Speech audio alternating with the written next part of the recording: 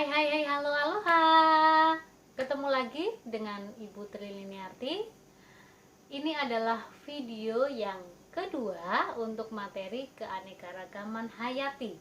Nah, pada video yang pertama kemarin kita sudah membahas, Ibu sudah menjelaskan tentang jenis-jenis keanekaragaman hayati. Nah, untuk video yang kedua ini Ibu akan menjelaskan tentang apa itu keanekaragaman hayati yang ada di Indonesia. Ya, apa saja? Ada keanekaragaman flora, keanekaragaman fauna, nah macamnya apa saja. Kemudian Ibu juga akan menjelaskan tentang dampak kegiatan manusia terhadap keanekaragaman hayati. Nah, kemudian yang terakhir nanti kita akan belajar tentang pelestarian keanekaragaman hayati yang ada di Indonesia. Menurut Conservation International, Indonesia termasuk ke dalam 17 negara megadiverse atau negara dengan keanekaragaman hayati yang tinggi. Indonesia itu menjadi urutan kedua setelah Brasil, kemudian ketiga itu Republik Kongo ya. Nah, itu juga memiliki keanekaragaman hayati yang tinggi. Kalau di Brasil itu karena memiliki hutan Amazon. Kalau Indonesia karena Indonesia memiliki hutan hujan tropis terutama di Kalimantan, kemudian Sumatera dan Sulawesi. Nah, Indonesia dengan keanekaragaman hayatinya ini, Indonesia itu memiliki spesies tumbuhan tinggi yang sangat banyak ya, 10%-nya itu ada di Indonesia. Maka Indonesia itu kaya akan tumbuhan. Ya, kemudian 12% dari mamalia dunia itu spesiesnya ada di Indonesia. Nah, Indonesia itu peringkat kedua tentang keberagaman mamalianya setelah Brasil. Nah, sekitar 16% reptilia dunia dan 35 spesies primata itu juga ada di Indonesia. Nah, Indonesia itu menjadi urutan keempat dunia ya untuk reptil dan primatanya. Nah, yang terkenal primatanya itu ada orangutan ya. Nah, kemudian 17% spesies burung dunia itu ada di Indonesia. Nah, Indonesia peringkat 5 dunia untuk spesies burungnya ya. Keanekaragaman spesies burungnya. Kemudian amfibi itu peringkat 6 dunia. Nah, kalian sebagai warga negara Indonesia harusnya sangat bersyukur dengan banyaknya keanekaragaman hayati hewan, tumbuhan yang ada di Indonesia. Ya, kalian harus bersyukur dan kalian harus mulai menumbuhkan bagaimana caranya kalian itu menjaga supaya keanekaragaman hayati yang ada di Indonesia itu tidak punah ya, sehingga nanti bisa dinikmati oleh anak kalian, cucu kalian ya, sampai puluhan bahkan ratusan tahun ke depan. Menurut laman indonesia.go.id, keanekaragaman hayati Indonesia itu sangat banyak. Kalau kamu lihat di sini data yang disampaikan di laman tersebut ada 1.500 jenis alga.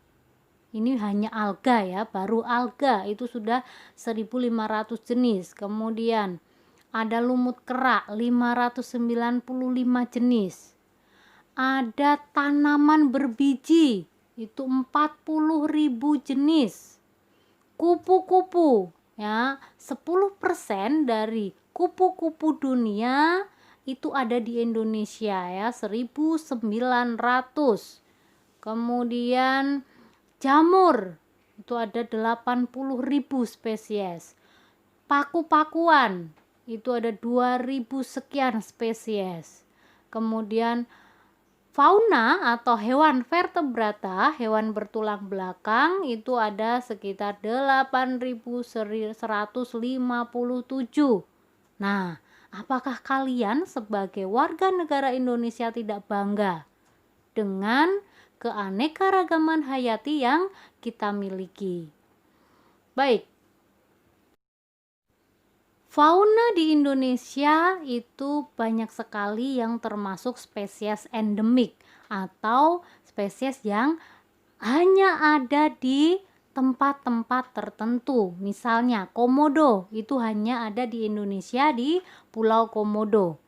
Nah, kalian bisa lihat data yang dirilis oleh laman indonesia.go.id. Di sini ada 270 jenis mamalia, 328 jenis reptil, 204 jenis amfibi, 386 jenis burung, dan 280 jenis ikan.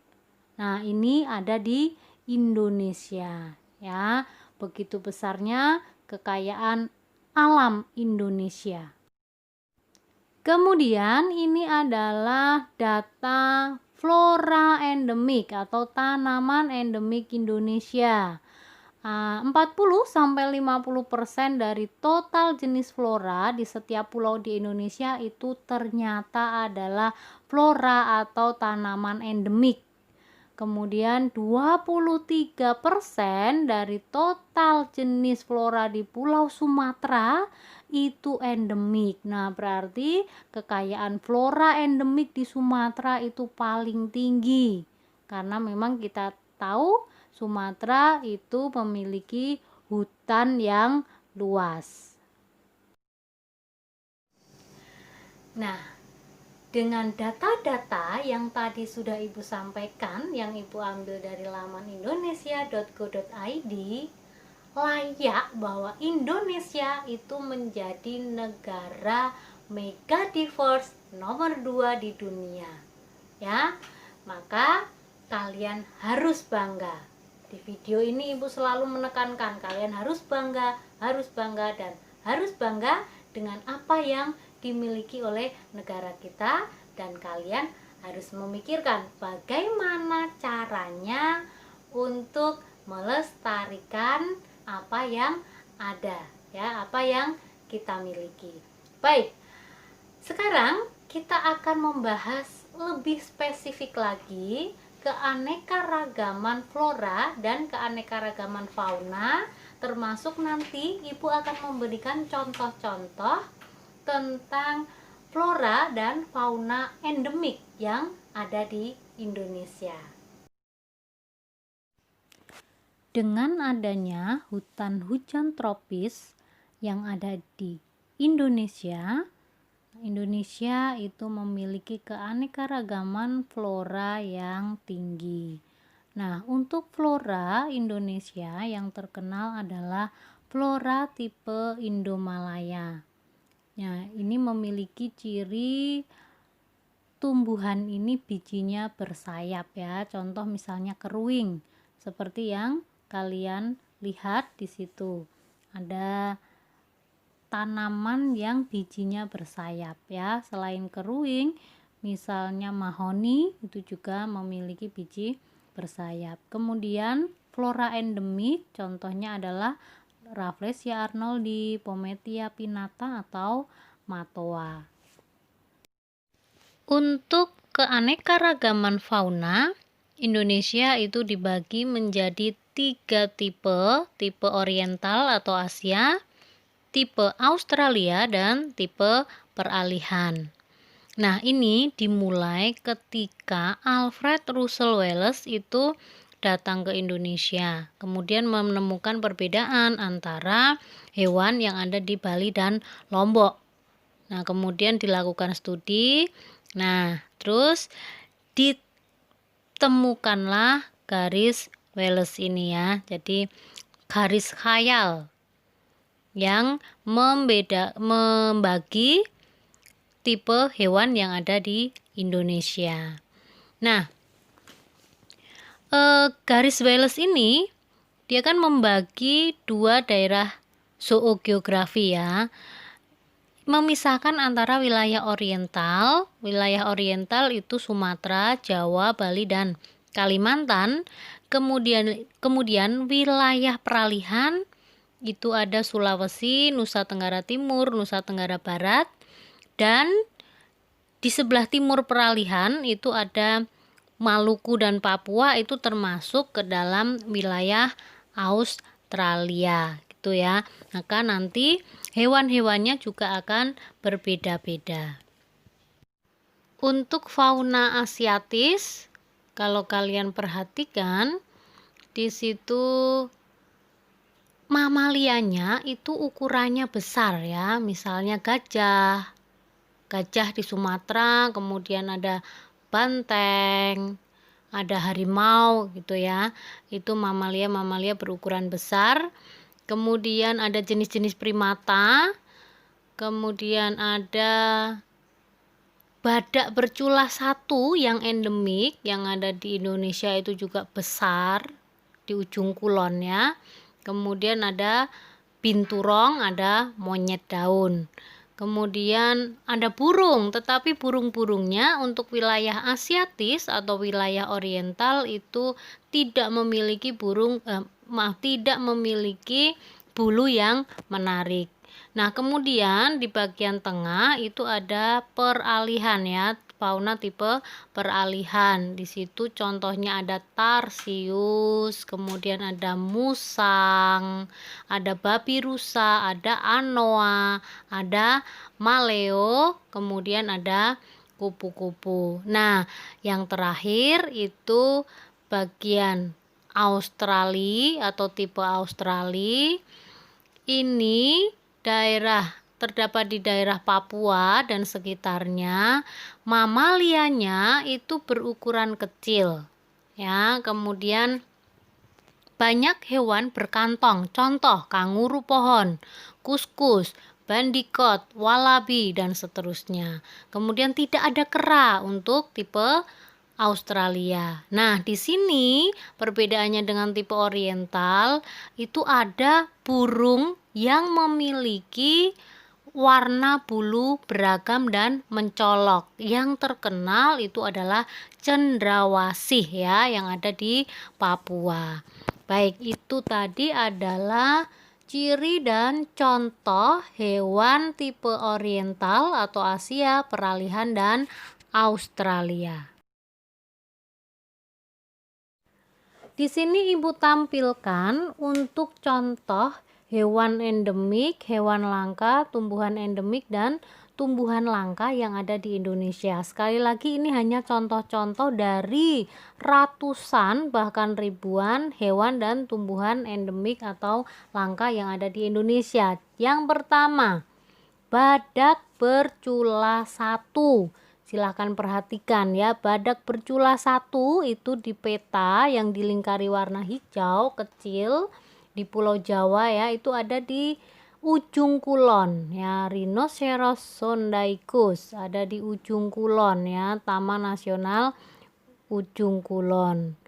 Nah, ini untuk badak bercula satu itu sudah menjadi hewan yang sangat terancam punah ya, karena di alam itu tinggal puluhan jumlahnya ya. Kalau nanti badak bercula satu yang ada di ujung kulon itu tidak ada, punah, maka dunia itu akan kehilangan ya, kehilangan spesies badak bercula satu-satunya yang ada. Kemudian Pongo pygmaeus atau orang utan yang terkenal ada di Kalimantan ya. Kalian bisa perhatikan di situ bagian yang warnanya orange itu adalah persebaran dari Pongo pygmaeus. Nah, ini statusnya adalah critically endangered. Jadi artinya sudah sangat terancam punah ya, dengan habitat-habitat yang ada itu banyak yang ditebang, pohon-pohonnya dijadikan kebun kelapa sawit atau dijadikan perumahan oleh penduduk. Ini Pongo abeli, ya ini sama dengan Pongo pygmaeus, masih satu keluarga, satu genus, tetapi ini tersebar tidak hanya di Kalimantan tetapi ada juga di Pulau Sumatera. Nah, ini juga statusnya sama ya. Selain hewan langka, nah dia memang sangat terancam punah atau critically endangered. Satu lagi yang berstatus critically endangered yaitu gajah Sumatera ya, Elephas maximus sumatranus. Nah, gajah Sumatera ini juga sudah sangat langka. Di habitatnya itu populasinya semakin menurun. Sama sebenarnya penyebabnya karena lahan atau habitatnya itu digunakan untuk tempat tinggal, untuk perkebunan dan seterusnya. Badak Sumatera atau Dicerorhinus sumatrensis ini juga termasuk hewan langka yang berstatus sangat terancam punah. Kalau kalian lihat di peta, itu letaknya ada di Sumatera, Lampung, kemudian di Kalimantan. Fauna endemik Indonesia, contohnya yang paling terkenal adalah Rafflesia arnoldi yang tersebar di Sumatera Barat, Bengkulu, dan Aceh ya. Ada juga yang di Jawa Barat, kemudian Nusa Kambangan dan Pangandaran. Tumbuhan langka lainnya adalah Gandaria atau Bauea macrophylla. Ya, ini tanaman langka yang rasanya asam, biasa dipakai untuk membuat sambal atau manisan. Nah, sekarang kita akan melihat manfaat keanekaragaman hayati.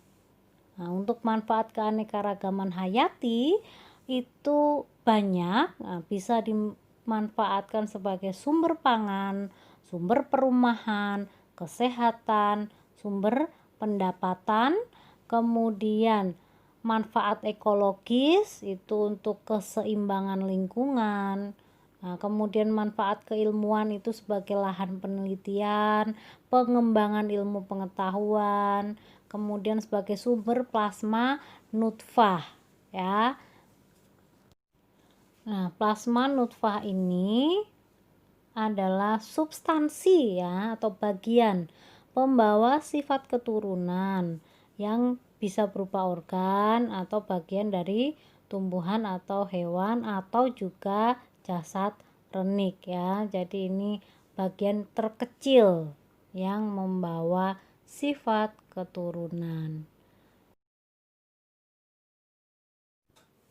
Kegiatan manusia seperti penebangan hutan untuk lahan perumahan, lahan pertanian, peternakan, pabrik, kemudian pembakaran hutan.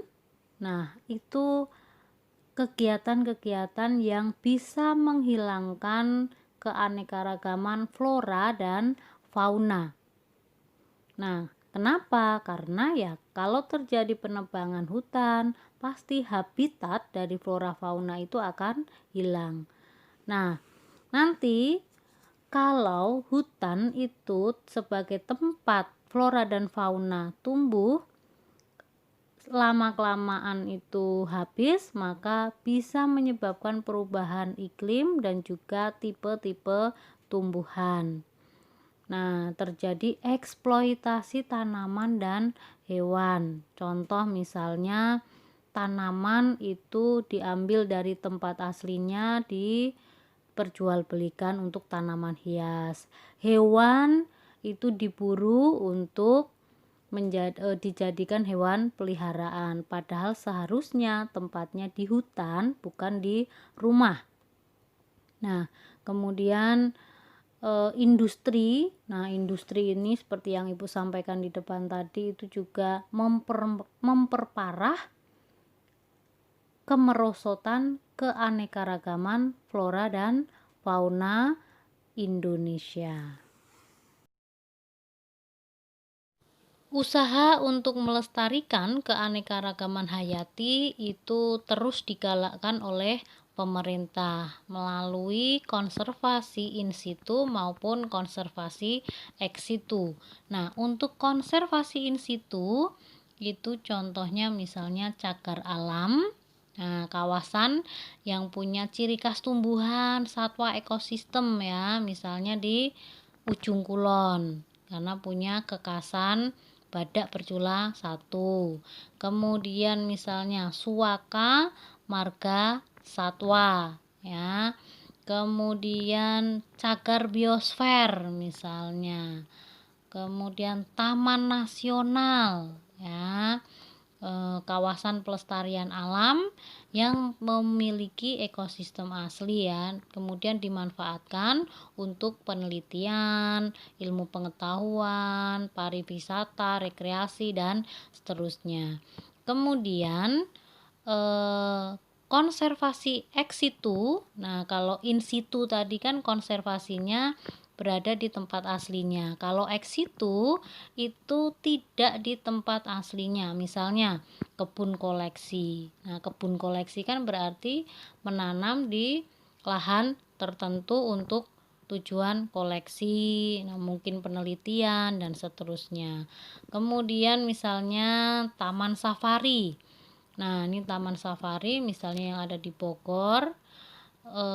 Hewan, tumbuhan itu sengaja diletakkan di situ ya, di taman untuk misalnya tujuan perkembangbiakan, kemudian melestarikan, tetapi bukan di tempat aslinya ya. Nah, ini contoh untuk konservasi in situ dan konservasi ex situ. Nah, kalian bisa nanti membaca tentang jenis-jenis konservasi yang lainnya. Silahkan dilihat di buku kalian atau silahkan mencari literatur yang lainnya. Satwa liar dan juga tumbuhan liar, contoh misalnya untuk satwa liar itu ada kasuari, kemudian landak, banteng, anoa dan seterusnya. Nah, ini satwa-satwa ini tidak diperbolehkan untuk dipelihara, kemudian tidak boleh diburu untuk diambil dagingnya, entah diambil bagian tubuhnya, diperjualbelikan apalagi. Nah, ini tidak diperbolehkan ya, supaya nanti satwa-satwa ini ada sampai puluhan bahkan ratusan tahun mendatang. Nah, kalau tumbuhan itu contohnya anggrek hitam ya, yang paling terkenal. Anggrek hitam ini tidak diperbolehkan untuk diperjualbelikan ya, karena dilindungi. Apalagi diperjualbelikan ke luar negeri itu tidak diperbolehkan. Oke, materi tentang keanekaragaman hayati sudah kalian dengarkan semuanya. Ibu sudah menjelaskan. Sekarang waktunya penugasan. Nah, setelah ini semua selesai, nanti kalian akan melakukan post test ya. Kemudian yang kedua, Ibu akan memberikan tugas untuk kalian. Tugasnya apa? Tugasnya adalah membuat poster ya. Silahkan nanti kalian membuat poster dengan mengangkat hewan langka tumbuhan langka, hewan endemik, tumbuhan endemik. Ya, ada 4 kriteria. Silahkan pilih satu kriteria saja. Boleh hewan langka, boleh tumbuhan langka, boleh hewan endemik, atau tumbuhan endemik. Ya, terutama yang di Indonesia ya, jangan cari yang di luar Indonesia. Nah, kemudian nanti silahkan buat posternya. Nah, poster itu nanti silahkan di-post di Instagram kalian masing-masing. Kemudian linknya silahkan diberikan ke ibu. Untuk teknisnya nanti ibu akan memberikan melalui ketua kelas kalian masing-masing. Ya, pilih salah satu, buat posternya, post di Instagram, kirim linknya ke ibu. Oke, terima kasih. Semoga video yang ibu berikan itu membantu belajar kalian. Tetap semangat, tetap jaga kesehatan. Sampai jumpa. Bye.